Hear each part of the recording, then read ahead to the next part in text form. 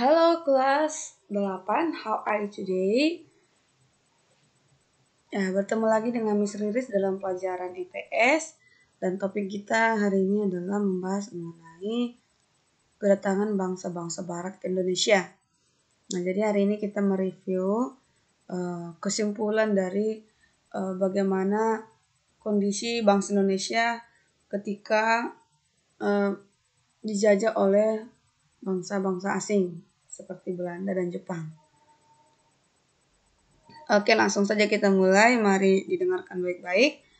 Nah, yang pertama itu adalah kedatangan bangsa-bangsa barat ke Indonesia telah menyebabkan kolonialisme dan imperialisme.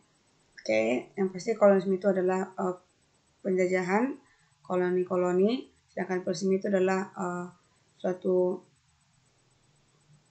cara yang dilakukan oleh bangsa barat untuk menguasai negara jajahannya, seperti mengambil rempah-rempah dan segala macamnya.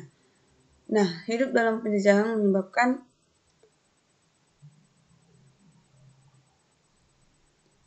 menyebabkan penderitaan rakyat dalam berbagai bidang. Nah, perubahan yang terjadi pada masa kolonial lebih banyak merugikan bangsa Indonesia. Kenapa? Karena bangsa Indonesia itu habis-habisan dieksploitasi oleh bangsa Belanda atau bangsa Jepang. Nah, pemerintah kolonial tidak memiliki perhatian serius untuk memajukan negara jajahan. Jadi bangsa yang menjajah kita itu hanya fokus untuk memperkaya bangsa yang sendiri serta meraup untung dari bangsa yang dijajahnya. Tidak ada sedikit pun niat untuk memajukan negeri jajahannya. Nah, bangsa Indonesia mencintai perdamaian, tetapi bangsa Indonesia lebih mencintai kemerdekaan. Nah, maksudnya di sini adalah Indonesia cinta perdamaian, tidak suka berperang, tidak suka ribut, sukanya kekeluargaan. Tetapi dibandingkan perdamaian, Indonesia lebih suka kemerdekaan. Kemerdekaan di sini maksudnya harus berjuang, harus rela berperang melawan para penjajah supaya merdeka gitu. Makanya pada tanggal 17 Agustus tahun 1945 situlah puncak di mana diproklamasikan kemerdekaan Indonesia gitu. Nah, jadi bukan berarti Indonesia tidak suka damai, mereka berperang melawan penjajah, ya kan? Ada perjuangan-perjuangan. Nah, itu bukan karena tidak cinta perdamaian, tapi supaya lebih damai mereka harus merdeka gitu. Indonesia harus merdeka. Dengan cara apa? Melawan penjajah. Nah, kenapa? Karena kesewenang-wenang penjajah mendorong bangsa Indonesia harus melawan.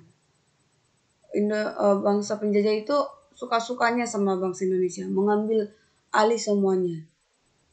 Oke, terus yang berikutnya, perjuangan untuk melepaskan diri dari penjajahan memerlukan pengorbanan sangat besar.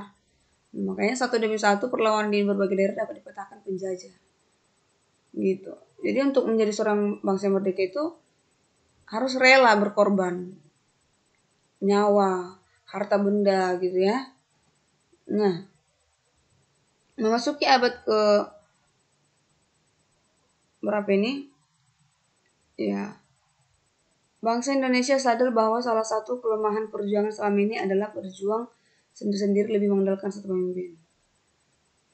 Nah, jadi kelemahannya ketika masih melakukan perjuangan daerah gitu. Jadi masih gampang untuk dikalahkan oleh penjajah. Pada tahun 1998 secara tegas Indonesia mengangkatkan diri dalam perjuangan nasional yaitu Ikrar Sumpah Pemuda yang diadakan 28 Oktober. Nah, jadi usaha bangsa Indonesia untuk mencapai kemerdekaan tercapai ya tanggal 17 Agustus 45. Sejak saat itu Indonesia hidup dalam kemerdekaan sampai sekarang.